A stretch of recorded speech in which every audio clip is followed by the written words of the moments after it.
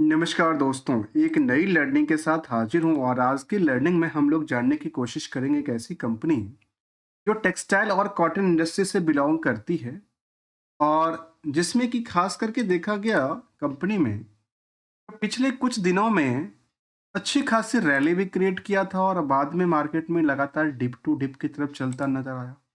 Company का नाम था एग्जिटा कॉटन लिमिटेड और ये कंपनी कहती है कि मैन्युफैक्चरिंग एंड जो कि एक्सपोर्टर की बात कहती है। एक तो मैन्युफैक्चर भी करती है, दूसरी एक्सपोर्ट भी करती है इंटरनेशनल क्वालिटी कॉटन को लेकर के। और जब हम इसके ऊपर थोड़ा सा और डीपली जाने की कोशिश करेंगे तो कंपनी कहती है process the procure only for the best quality cotton का कामकाज कहती है। जो कंपनी डेटाबेस कहती है उसकी बात कह रहा हूँ, मैं अपनी बात नहीं कह रहा हूँ। जो कंपनी ने दर्ज किया है उसकी बात कहते हैं, जो एक्सपोर्टर का कामकाज है बाकी सब चीज़ों को लेकर देखा जाए। लेकिन हमारा जो मोटिव है समझने का वो है इनकी चार्ट से लेकर। अभी मैंने रिसर्च के दौरान की बात करूं तो हमने कई सारे वीडियोस पे रिसर्च देख रहा था और जैसे हम लोग आप लोग देखते हैं, जैसे हम लोग देखते हैं, ऐसी बात करूं तो काफ़ी सारे वीडियोस के अंदर ऐसा कहा गया था कि मल्टी बैगर साबित हुआ है, मल्टी बैगर साबित होने की चांसेस बनती है, बहुत बड़ी रैली क्रिएट करेगी। अब मुझे इसमें कुछ बातें तो समझ में आई, कुछ बातें बिल्कुल समझ में नहीं आई। जिन लोगों ने जब अपनी प्रिडिक्शन दिया होगा उसके बाद मार्केट ने लगातार अभी तक देखने को मिला कि लगातार गिरता जा रहा है। चाहे तो पिछले 6 महीने की डेटाबेस को देख लें या फिर 1 साल की डेटाबेस को ही हम क्यों ना देख लें। इसमें यदि आप 3 साल की डेटाबेस को देखेंगे तो एक नई पहल मिलती है और वो पहलू ये है जो कंपनी ने, तो नहीं, मैं स्टॉक मार्केट की बात कर रहा हूँ। ये रैली क्रिएट हुई थी, बहुत तगड़ी रैली थी। रैली के बाद मार्केट ने जब डीप लिया ना, उभरने का नाम नहीं ले रहा और एक ही प्राइस रेंज में लगातार ट्रेड करती हुई नजर आई थी। और मैं आपको कोई ट्रेडिंग नहीं सिखा रहा हूँ, ना कोई इंडिकेटर की बात कर रहा हूँ। Only as a learning point of view से हम क्या करने वाले हैं, इनकी फाइनेंशियल पोजीशन से मार्केट की आपस में कनेक्टिंग करने का कोशिश करूंगा। और वो ये कहता है जो कंपनी 2013 में बनी थी और ये कंपनी मैन्युफैक्चर एंड एक्सपोर्टर के तौर पर, जैसे हमने देखा कि कहती कि इंटरनेशनल क्वालिटी को ध्यान में रखते हुए कंपनी कामकाज करती थी। उस कंपनी का बुक वैल्यू 2 रुपए से नीचे का है, इंट्रिंसिक वैल्यू 12 रुपए से ज्यादा की बात नहीं कहती। आज भी कह सकते हैं कि करंट मार्केट की प्राइस से आज भी अंडर वैल्यूड है। और जो कोई अंडर वैल्यूड की स्टॉक होती है वहां पे ये एक्सपेक्टेशन होता है कि हो सकता है मार्केट धीरे धीरे करके बेटर करे। लेकिन जब इनकी एक पहलू को आप देखेंगे तो आपके दिमाग में आएगा अच्छा ऐसी भी बातें हैं क्या। और वो बातें हैं यहाँ पे छुपी हुई राज। लास्ट 12 महीने का डेटा है, हम इसको लास्ट H1 का डेटा भी देख लेंगे।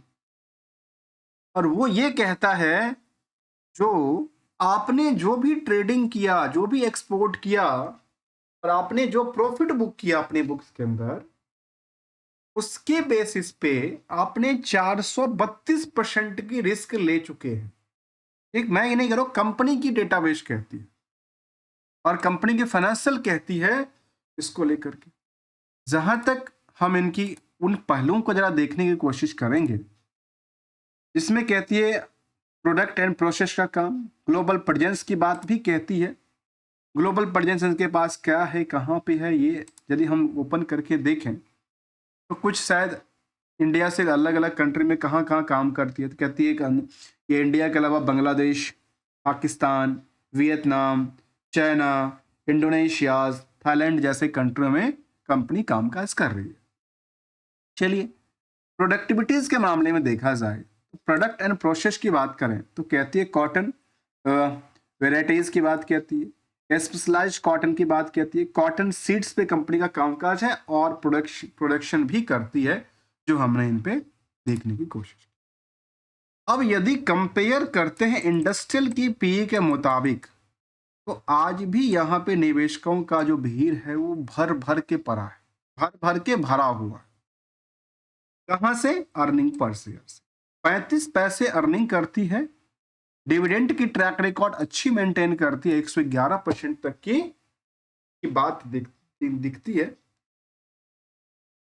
नंबर ऑफ शेयर हमेशा हाईलाइट करते हैं कि 34-35 करोड़ के आसपास की नंबर ऑफ शेयर हैं, जिसके बेसिस पे आज की मार्केट जो कैप हुई 409 करोड़ की बात कहती है, और हमेशा ये चेंजिंग होती रहती है।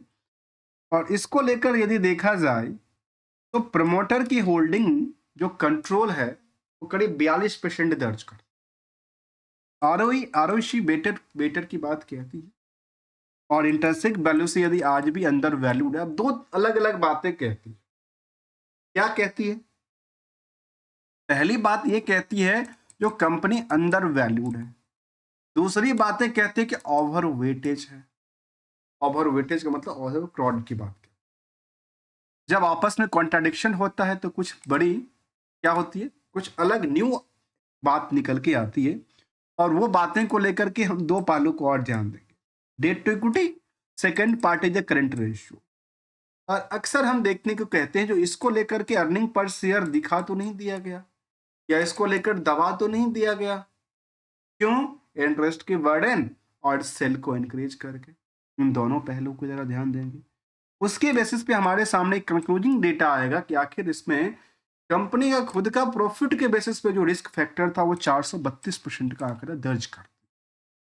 अब आते हैं कंपनी की फाइनेंशियल पोजीशन को लेकर।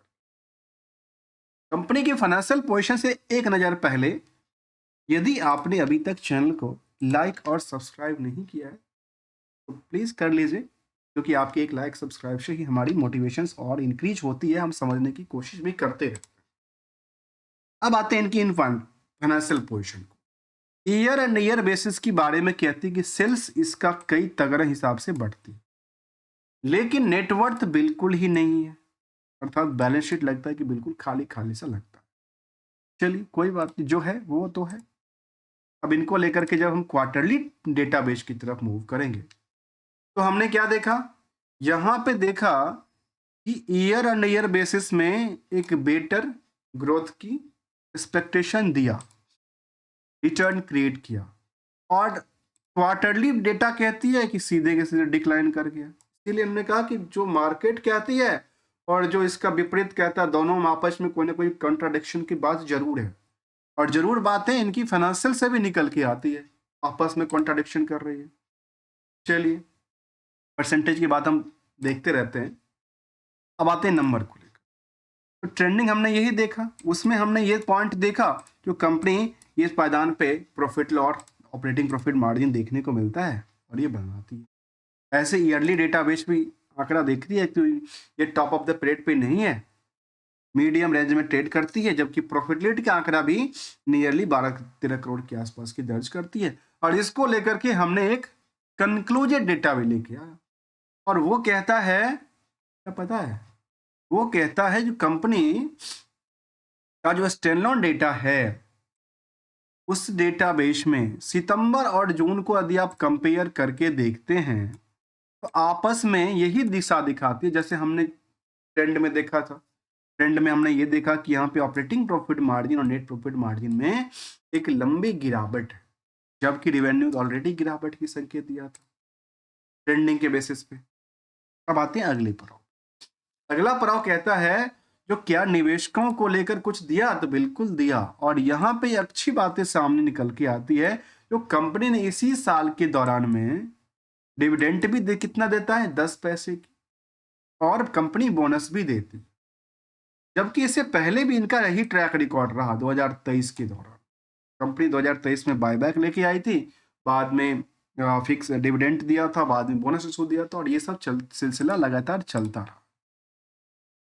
जबकि इनके उन पार्टों को यदि हम कंक्लूजन के तौर पे समझें तो ओवरऑल जो कारोबार है वो नेट इनकम मार्जिन 2% ही कमा पाती है, जो कि उनका total sales plus other income in the 12 month की डेटा की बात कर रहा हूं। रिस्क एनालाइज को जानने के लिए हमें जाना पड़ेगा बैलेंस शीट को, और डेटर्स डे को लेकर कहती है कि 13 दिन का रिस्क फ्री है।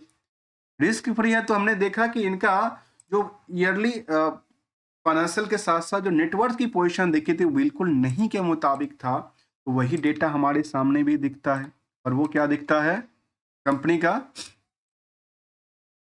वही दिखाती है जो इनके पास उस लेवल से नहीं। 5 करोड़ की कर्ज रही और इनके पास जो डेटर्स का पार्ट है वो काफी ज्यादा की बात कहती है। कैश इक्विवेलेंट भी करीब 22 करोड़ के आसपास की आंकड़ा दर्ज करती है। और ओवरऑल कंक्लूजन ये कह देता है जो आपने जो आउटस्टैंडिंग बैलेंस छोड़ा था सेल्स के आंकड़ा पे बेसिस वो तो ठीक ठाक है, वो सस्टेन करने वाली है, लेकिन जब प्रॉफिट के नंबर से आप आउटस्टैंडिंग बैलेंस को कंपेयर करेंगे लास्ट 12 महीने के डेटाबेस में, तो वो कहते हैं कि 432% का आंकड़ा है। इसको प्रॉफिट टू आउटस्टैंडिंग रिस्क को। इसके अलावा मार्केट में ऐसी निवेशकों का इंटरेस्ट कैसे रहा? निवेशकों के इंटरेस्ट में हम बात करें तो वो दिशा दिखाती है कि यहाँ पे प्रमोटर ने अपनी पोजीशन को लगातार बेचती हुई नजर आई। करीब करीब 20% से ज्यादा होल्डिंग को बेचा। और कंपनी जो है वो कहाँ से बेस करती है पता है? उसका भी हम बात करते हैं। वो कहती है कंपनी, शायद नाम से पता चलता है गुजरात बेस्ड कंपनी है। और यहाँ पे कह सकते हैं कि कंपनी, मैंने कहा जैसे गुजरात बेस्ड है, कॉर्पोरेट ऑफिस गुजरात, तो गुजरात बेस्ड कंपनी है। गुजरात बेस्ड कंपनी और मार्केट में उनके निवेशकों ने 20% अपनी सेवल जो पोजीशन था उन्होंने प्रोमोटर ने बेच लिया। आम आदमी के पास पड़ा और एफआई ने करीब 1% की होल्डिंग रखी हुई है, उन्होंने इंक्रीज कर दिया तो मार्केट में, जबकि एफआई के पास पहले भी 11% की होल्डिंग हुआ करता। आज यहाँ पे निवेशकों की बात करें तो यहाँ पे नंबर ऑफ शेयर होल्डर की बात पता है कितनी कहती है? करीब करीब 2 लाख से ज्यादा निवेशकों का इंटरेस्ट लगा है। और 2 लाख वाले निवेशकों की लिस्ट में मार्केट कैप कहती है 409 करोड़, अर्थात कहां पे 200,000, कहां पे कितना हो गया 409 करोड़। और इसके बेसिस पे हमने देखा कितने का रिस्क पे इंपैक्ट डालती हुई नजर आई। जबकि पीयर्स के मुताबिक यहाँ पे देखा गया कि आज भी दूसरे कंपनी से ज्यादा क्राउड बन जाती है कंपेयरिंग टू द अलग अदर कंपनी, खास करके देखा जाए तो कुछ कंपनियों से, जिसमें कि सबसे बड़ी कंपनी जो इंडस्ट्रीज की कंपनी है उसका नाम है रेमंड। इसके बाद वेलपुल्स की बात करें, इन सभी से यहाँ पे क्राउड काफी ज्यादा रहा है अर्निंग पर शेयर के बेसिस पे। तो कुछ अच्छी बातें इनको शामिल करता है कि आप बुक्स वैल्यू से काफी नीचे ट्रेड करते हो, डेट्स फ्री कंपनी है। इसके अलावा कहते हैं कि आपने अच्छी खासी रिटर्न क्रिएट किया है कुछ सालों में, जहाँ पे सीजीआर के बेसिस पे हम देखते हैं कंपेयर करने के दौरान भी बात करें, लास्ट एक टीटीएम के हिसाब से इसमें गिरावट का संकेत देखने को मिला है। और ओवरऑल चार्ट परफॉर्मेंस ये कहता है कि यहाँ पे 5 साल में तो बेटर क्रिएट किया था, लेकिन अभी यहाँ पे मार्केट में उस तरह की रैली नहीं बनती नजर आ। क्यों? क्योंकि कुछ इनकी फेवरेबल बातें तो शामिल करती है, लेकिन इन पार्टों को देख करके थोड़ा सा रिस्क हाई की बात कहती है, इसको कह सकते हैं हाई रिस्क की बात। एक सिंगल सी रूल है दोस्तों, और वो रूल ये कहता है मार्केट में अपने मुताबिक यदि मार्केट कभी ना चले, जब भी एंटर किया हो, मैं ये नहीं कहता आपने कहाँ पे लिया, कैसे लिया, किस प्राइस पे लिया, जिस भी प्राइस पे लिया हो और उसके मुताबिक ट्रेंडिंग ना चला हो, तो क्या करना, अपने पैसे को बचाना भी है तो एसएल के साथ निकलना। यदि आप उसमें रहते हैं, एंटर करके रखते हैं किसी कंपनी में, तो वो फिर हाई रिस्क हाई रिटर्न के कैटेगरी में फिल कर जाती है। यदि कोई कंपनी की चार्ट लगातार अप क्या है अपग्रेड होती जाए, अप साइड के लिए खुलता हो, तो स्टेबल करना आसान है। यदि निचले पायदान के लिए जा रही है, डाउन साइड के लिए, तो फिर निकलना आसान है। तीसरी, यदि सेम रेंज में निकल के जाती है, तीन ही बातें सामने आती है ना, उसमें क्या हो सकता है, उसमें अपनी टाइम फ्रेम को देख लीजिए, अपनी खुद की प्रिंसिपल को देख लीजिए और उस प्रिंसिपल के बेसिस पे डिसाइड कर, क्योंकि पैसे भी खुद के हैं, लगाव भी खुद का है, पोर्टफोलियो भी खुद का बना पड़ा है। मिलेंगे कुछ नई स्टडी के साथ विदाउट किसी ट्रेडिंग और एडवाइजरी नोट को लेकर के। Thanks for the joining us.